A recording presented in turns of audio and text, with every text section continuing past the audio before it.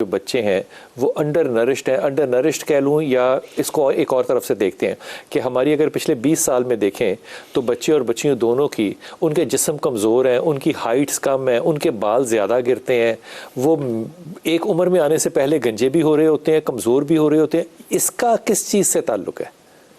बहुत सारी चीज़ें। जिस तरह मैं आमतौर पर कॉन्सेप्ट देता हूँ 1000 डेज़ का जी। 1000 डेज़ का कॉन्सेप्ट बड़ा समझने वाला है। पहले 9 महीने माँ के पेट में जी, जिसका मतलब है 270 दिन जी, और पहले 2 साल बच्चे की पैदाइश के बाद जिसका मतलब है 730 दिन। तो ये फीट पे भी है 1000 दिन जो हैं ये बच्चे के लिए सबसे ज़्यादा ज़रूरी हैं। क्यों? सबसे पहले तो ये कि बच्चा नतफ़े से लेके और उसने जब पैदा होना है तो उसका वज़न 3 किलो है। 1 साल पे वो 3 किलो से 10 किलो होगा और 2 साल भी ज़्यादा 3 गुना हो गया, 3 गुना उसने। और ये जो है वज़न बढ़ता है ड्यूरिंग प्रेगनेंसी और ड्यूरिंग ये कद इसी तरह उसका बढ़ेगा। पैदाइश पे 50 है सेंटीमीटर, 1 साल पे 75 है, 2 साल पे 85 है। ठीक, ये तो लीनियर ग्रोथ है जी। जो सबसे हैरान कुन बात है, दिमाग वो भी हम सर की ग्रोथ लेते हैं, पैदाइश पे वो 50 सेंटीमीटर है और सॉरी पैदाइश पे वो है पैदाइश पे वो आ जाता है 35 सेंटीमीटर्स। 1 साल पे वो 42 हो जाता है और 2 साल पे जाते जाते वो 47 हो जाता है और उसके बाद अडल्ट 50 है, 54 है। सो सारे के सारा जो ब्रेन की ग्रोथ है वो पहले 2 सालों में हो रही है। अब इन 2 सालों में उसका कद भी बढ़ना है, उसका जिस्म भी बढ़ना है, उसका वज़न भी बढ़ना है, उसका दिमाग भी बढ़ना है। और लोगों को ये नहीं पता कि जिस तरह कंप्यूटर में एक हार्ड ड्राइव है और एक सॉफ्टवेयर्स हैं। सो हार्ड ड्राइव का मतलब है दिमाग के जो ताने बाने बुनने हैं वो उसी वक्त बुने जाएं, वो पहले 18 महीने में और प्रेगनेंसी के दौरान बुने जाएंगे। उसके बाद नया न्यूरॉन कोई नहीं बनेगा सारी जिंदगी। उसके बाद सिर्फ कनेक्शंस बन रहे हैं, जिसका मतलब सॉफ्टवेयर डेवलप हो रहे हैं, आपके पास हार्डवेयर बन चुका है। अब अगर इस पीरियड में बच्चा कमज़ोर है, उसका वज़न कम है, उसका कद नहीं बढ़ता। सबसे पहले तो ये अगर खुराक नहीं है ना तो ना सिर्फ वज़न नहीं बढ़ेगा, कद नहीं बढ़ेगा। वज़न ज़िंदगी में कभी भी बढ़ा सकता है, कद दोबारा नहीं बढ़ेगा, तो बच्चा कद में छोटा रह जाता है। लेकिन उस वक्त तो खुराक सिर्फ मदर फीड ही होगा ना?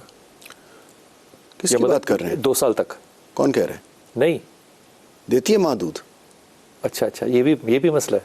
अगर माँ अपना दूध पिला रही हो तो और क्या चाहिए? तो मसाइल कहाँ से आ जाएंगे? पाकिस्तान में इस वक्त यार कितनी शर्मिंदगी वाली बात है? पाकिस्तान में इस वक्त जो शरह है माँ का दूध पिलाने की, ऑफिशियल शरह 48% है। 48 जी। आधी से ज़्यादा माँ दूध पिलाती नहीं है, ऑफिशियल है। असल इससे भी बहुत कम है। माँ का दूध exclusive breast feeding for 6 months नहीं है। पैदा होते के साथ किसी भी जगह चले जाएं, चाहे वो गांव में है, चाहे वो बड़े से बड़े अस्पताल में है, डब्बा साथ चलता है या ऊपर का दूध साथ चलता है। ये नहीं होना चाहिए। नुकसान क्या है उसका? क्या नुकसान ये है कि माँ का दूध नहीं आएगा। एक माँ के दूध में जो ग़िज़ाइयत है वो नहीं आएगी। माँ के दूध में जो दिमाग बनाने की सलाहियत है वो नहीं आएगी। आप गाय का दूध पिला रहे हैं, चाहे जितना भी अच्छे से अच्छा डब्बा है, चाहे गाय का दूध आप पिला रहे हैं, वो सब गाय का दूध ही है। अब वो दूध जो है वो बच्चे की फिजिकल ग्रोथ शायद बेहतर कर देता है, दिमागी ग्रोथ नहीं करता। दूसरा फिर बच्चा उससे सबसे बड़ी अहम बात की आपने, वो दिमागी ग्रोथ नहीं करता, बहुत कम। देयर इज़ अ स्टडी है, जो बच्चे 2 साल तक सिर्फ और सिर्फ माँ का दूध पीते हैं, मतलब माँ के दूध के साथ ग़िज़ा लेते हैं, उनमें और जो बच्चे दूध नहीं पीते हैं, IQ में 5 पॉइंट्स का डिफरेंट है। 5 का IQ का डिफरेंस है।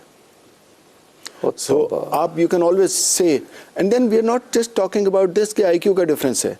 सर ये बच्चे, हम जब उनकी हार्ड वायरिंग इतनी कमज़ोर है, उनके ऊपर जितना मर्जी बोझ लाद दें वो कॉम्पिटेंट नहीं होंगे, क्लर्क बन जाएगा, साइंसदान नहीं बनेगा। और सब सर बड़ा हो जाता है। और आमतौर पे कहते हैं विटामिन डी की डेफिशिएंसी है।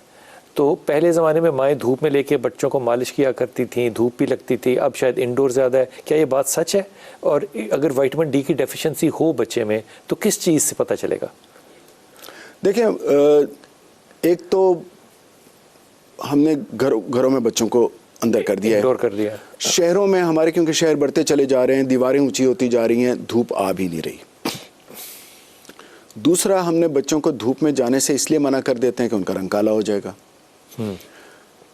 तीसरी बात, जो कि मैं लाहौर जैसे शहर की बात करूंगा, हमारी हवा में इतनी पोल्यूशन है कि जो धूप आ भी रही है उसके अंदर अल्ट्रावायलेट रेज ज़मीन तक नहीं पहुंच रही, वो नहीं पहुंच तो पाते। बच्चे धूप में भी हैं लेकिन धूप जो में नहीं है। धूप की विटामिन डी है वो नहीं पहुंच रही। डॉक्टर साहब बड़ा अहम पॉइंट बताया।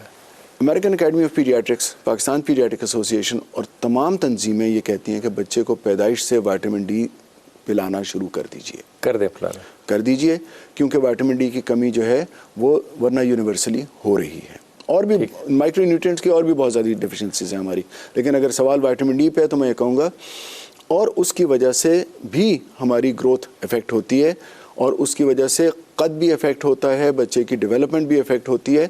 सर का साइज़ जो बढ़ता है ना, वो सर का साइज़ नहीं बढ़ रहा, असल में यहाँ पे हड्डियाँ उनकी जो है वो चौड़ी हो जाती हैं, तो उसकी वजह से ऐसा आता है। ये डॉक्टर साहब ने वैसे ना बातें करके डरा दिया। एक तो ये स्मॉग, जिसको आप स्मॉग इतना इजी लेते हैं ना, वो स्मॉग बड़ी डेंजरस है। इतनी गर्द गुबार है आपके माहौल में कि धूप जो नीचे आती है वो भी बेचारी प्योर नहीं रहती। ओ खुदा के वलियो, कोई इंसाफ करो इस मुल्क के ऊपर। जी अस्सलाम वालेकुम वहीद।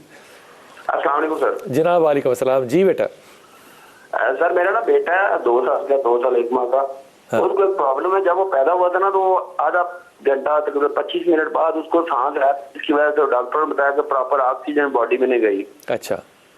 तो वो ना काफी जगह से चेक करवाया, जनरल से भी चेक करवाया, जिला से भी चेक कराया, कुछ प्राइवेट अदारे से वहां से चेक करवाया, लेकिन अभी सूरत जो करंट ये है कि उसके जो हाथ है, पाँव, टांगे वगैरह वो माशाल्लाह सही काम कर रही है। उसकी बसात ठीक है, समात ठीक है, सुनता भी है, देखता भी है और बोलने की कोशिश भी करता है। लेकिन उसकी जो बॉडी का जो चेस्ट और बैक बोन वाला एरिया ना, वहां में वर्किंग नहीं हो रही, बाकी जिस्म का हिस्सा वर्किंग नहीं हो रही से क्या मतलब वहीद?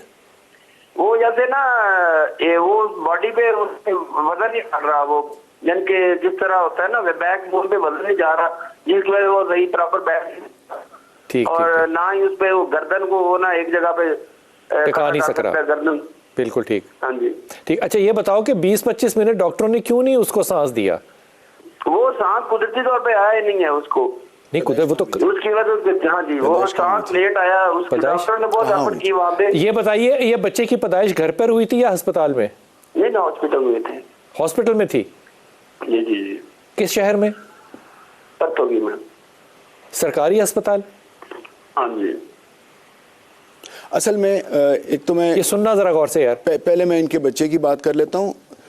असल में होता यह है कि पैदाइश के वक्त, जिस वक्त अगर किसी भी वजह से बच्चे को सांस ना आए और उसकी ऑक्सीजन की कमी हो दिमाग में, तो दिमाग के कुछ खुलिये हमेशा के लिए मर जाते हैं, ठीक, ख़त्म हो जाते हैं। अगर हमारा जिगर आधे से ज़्यादा काट के फेंक दिया जाए या ट्रांसप्लांट भी कर दिया जाए तो दोबारा आ जाएगा। ब्रेन नहीं आता। एक गुर्दा हट जाए वो आ जाएगा, हड्डी टूट जाए जुड़ जाएगी।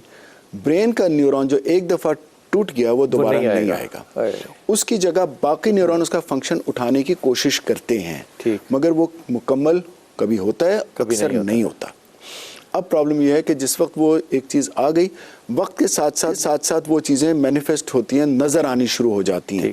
सो पता कई दफ़ा लगता है जब बच्चा 6 महीने साल का होता है और उसके बैठने खड़े होने का टाइम है, वो नहीं कर रहा होता। तो इसका मतलब वो ब्रेन में डैमेज हो चुका है। वो डैमेज ब्रेन में हो तो चुका ये मिसाल के तौर पे जो 2 चीज़ें कह रहे हैं, एक तो वो बैठ नहीं सक रहा बच्चा 2 साल का, एक वो गर्दन अपनी नहीं संभाल पा रहा। ये मसाइल उसकी वजह से आते हैं।